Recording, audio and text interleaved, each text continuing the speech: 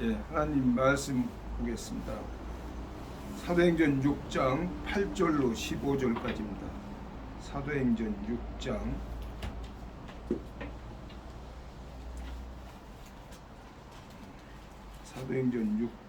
8절로 15절까지.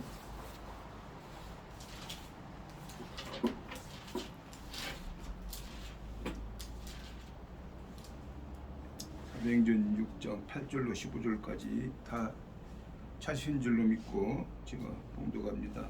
스데반이 은혜와 권능이 충만하여 큰 기사와 표적을 민간에 행하니 이른바 자유민들 즉 구레네인 알렉산드리아인 길리기리아와 아시아에서 온 사람들의 회당에서 어떤 자들이 일어나 스데반과 더불어 논쟁할세 스데반이 지혜와 성령으로 말함을 그들이 능히 당하지 못하여 사람들을 매수하여 말하게 하되 이 사람이 모세와 하나님을 모독하는 말을 하는 것을 우리가 들었노라 하게 하고 백성과 장로와 서기관들을 충동시켜 와서 잡아 가지고 공회에 이르러 거짓 증인들을 세우니 이르되 이 사람이 이 거룩한 곳과 율법을 거슬러 말하기를 마지 아니하는도다.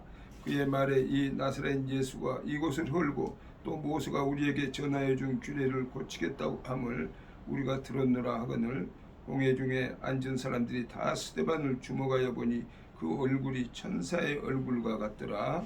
아멘. 아멘.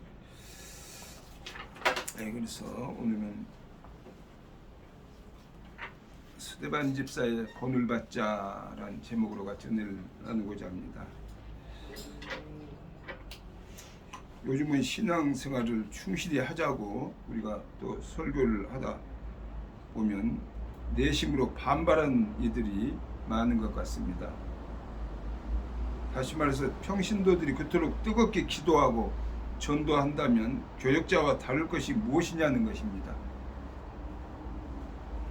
그렇게 할 바에야 차라리 교역자가 될 것이지 무엇 때문에 평신도로 머물러 있겠느냐는 것이죠. 평신도는 어디까지나 평신도이니까 기도를 열심히 할 필요가 없고 전도도 열심히 할 필요가 없습니까? 그저 무엇인지 적당히만 하면 되는 것입니까? 아니죠. 그래서 스데반은 본래 평신도였습니다. 그럼에도 불구하고 그의 신앙생활이 얼마나 열심이었든지 예루살렘 교회의 모든 성도들의 추대로 최초의 7 집사 가운데 한 사람이 되었습니다. 오늘 본문을 중심으로 스데반의 믿음을 우리가 살펴보고 과연 평신도가 걸어가야 할 신앙의 길은 어떤 것인지 우리가 교훈을 얻고자 합니다. 첫째는 성령의 은혜와 권능이 충만한 스데반이었다는 것입니다. 스데반은 먼저 성령의 은혜와 권능이 충만한 사람이었습니다. 그래서 사람들에게 큰 기사와 이적을 행했습니다. 5절을 보면 그렇죠. 5절에 온 무리가 이 말을 기뻐하며 믿음과 성령이 충만한 사람이라고 그랬죠.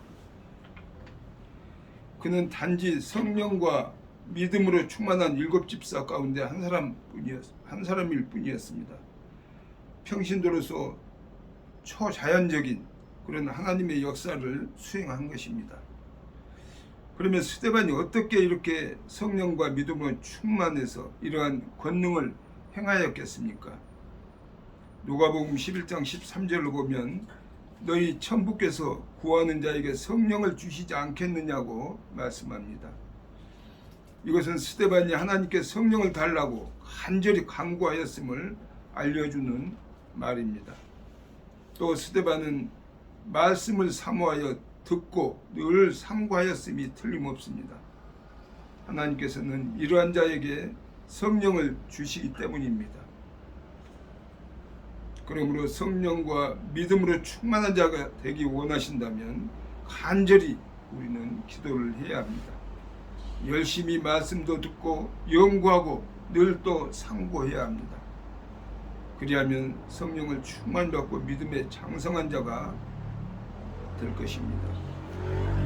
이렇게 스데반 집사님 그 초대교회 믿음의 백성들이지만 성령의 은혜와 권능이 충만하다는 것을 우리가 알 수가 있고, 두 번째로는 또 사람들로부터 칭찬받은 스데반이었다는 것입니다. 그러면 스데반은 믿음만이 좋은 사람이었는가? 우리가 3절을 보면 어떻죠? 형제들아 너희 가운데서 성령과 지혜가 충만하여 칭찬받는 사람 7을 택하라. 칭찬받는 사람이었다는 것이죠. 그는 다른 집사들과 함께 사람들로부터 칭찬받는 사람이었습니다. 성도들 가운데는 혹 믿음만 좋으면 그만이라고 생각해서 생활은 엉망인 또 자들도 있습니다. 그래서 성도들은 물론 믿지 않는 이들로부터도 비난받는 이들도 있습니다. 이제 이러한 성도가 있다면 오늘 본문의 스데반에게 우리는 배워야 될 줄로 믿습니다. 스데반뿐 아니라 초대교회 성도들은 믿지 않는 자들로부터 칭송을 또 들었습니다. 사도행전 2장 47절에 보면 하나님을 찬미하며 또 온 백성에게 칭송을 받으니 주께서 구원받는 사람을 날마다 더하게 하시니라. 그렇죠. 우리 믿음의 사람들만 뿐이 아니라 세상 사람들, 믿지 않는 사람들로부터도 칭송받을 수 있는 그러한 우리의 삶의 모습이 되어야 될 줄로 믿습니다. 그런데 어째서 하나님으로부터 인정받으면 세상 사람들로부터는 인정받지 않아도 된다고 우리가 생각을 합니까? 물론 내가 하나님의 말씀을 따라 살기 위해서 사람들로부터 부당히 비난받는 일이야 할 수 없는 일이고 또 높이 평가할 일입니다. 그렇지만 그렇지 않는 경우라면 우리는 반드시 이웃에게 칭찬을 들을 수 있을 정도로 생활에 바르게 생활하고 또 정직하게 해야 합니다. 하나님의 말씀에 따라 이웃에게 양보하고 또 손해 볼 수도 있고 사랑으로 감싸주는 일 등은 모든 성도들이 세상에 보여줘야 할 그리스도인의 사명임을 우리는 명심해야 됩니다. 그리할 때 하나님의 나라가 날로 날로 왕성케 될 줄로 믿습니다. 주님의 살아계심을 증거하며 살아갈 수 있는 우리 모두가 되어야 될 줄로 믿습니다. 또 스데반 집사님은 세 번째로 복음을 증거하는 그런 스데반이었다는 것입니다. 마지막으로 본문을 보면 스데반은 사도적인 권능을 행하면서 사람들에게 복음을 증거했습니다. 또 스데반은 하나님을 모독한 자로 기소되어서 산헤드린 공회원 앞에 끌려가서도 담대히 예수 그리스도를 증거했습니다. 그 내용이 이제 7장부터 나오죠. 7장에 제목만 봐도 스데반이 설교하다 그랬죠. 사실 이때까지만 해도 복음 전파는 사도들만의 전유물로 인식이 되었었습니다. 그런데 본래 평신도였던 이 스데반이 이처럼 생명의 위협 앞에서도 복음을 증거하는 모습은 이후에 평신도들도 복음 증거의 일선에 적극적으로 나서도록 했던 것입니다. 그래서 사도행전 8장 4절 5절에 보면 그 흩어진 사람들이 두루 다니며 복음의 말씀을 전할세 빌립이 사마리아 성에 내려가 그리스도를 백성에게 전파하니 그 흩어진 사람이 어떻겠습니까? 로마로부터 핍박을 받고 환난을 받기 때문에 각지로 흩어져서 그 흩어진 곳에서 복음을 증거했죠. 각자가. 이처럼 스데반은 이제까지 없던 그런 평신도 복음 전파의 길을 열었는데 우리는 어떻습니까? 평신도 복음 전파 사역에 적극적으로 동참하고 있는지 우리 자신들을 한번 돌아보시기 바랍니다. 이제 우리 입술을 열어야 됩니다. 그리고 담대히 이웃에게 복음을 전파해야 합니다. 본래 평신도였던 이 스데반이 박해를 감수하면서까지 복음을 증거하지 않았습니까? 이 열심과 이 사명감을 우리는 본받아야 될 줄로 믿습니다. 사실 평신도의 몸으로 일생을 몸바쳐 주님의 뜻을 따르기로 결심한 교역자들 같이 주님을 위해 헌신한다는 것은 여간 어려운 일이 아닙니다. 그렇지만 주님을 위한 전적인 헌신과 그런 충만한 믿음이 교역자들의 전유물이 아닌 것만은 틀림없는 사실입니다. 그러므로 이제 본문에 나타난 이 스데반 집사를 우리가 본받고 성령과 믿음으로 충만한 우리 모두가 되시기를 주님의 이름으로 축원드립니다. 성도는 물론 믿지 않는 이웃들로부터 칭찬받고 인정받는 우리 모두가 되십시다. 아울러서 온갖 박해까지도 감수하면서 복음 전개에 힘쓰는 자들이 되어야 될 줄로 믿습니다.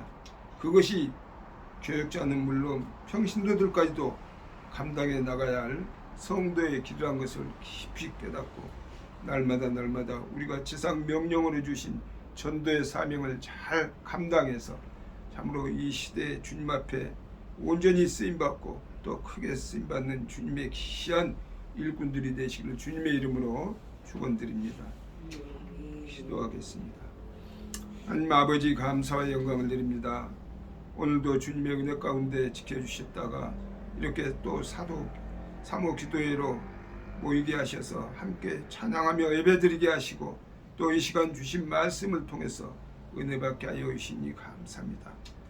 스데반 집사님의 그 한없는 하나님 사랑 또 주신 사명을 잘 감당해가고 참으로 이 땅에 주님의 영광만을 온전히 나타내며 살아갈 수 있는 우리 모두가 될 수 있도록 인도하여 주시옵소서. 이웃사랑을 잘 또 감당할 수 있는 저희들이 되어서 날마다 주님의 나라가 흥왕케 되어지는 귀한 역사가 있게 하여 주시옵소서. 예수 그리스도의 이름으로 기도드리옵나이다. 아멘.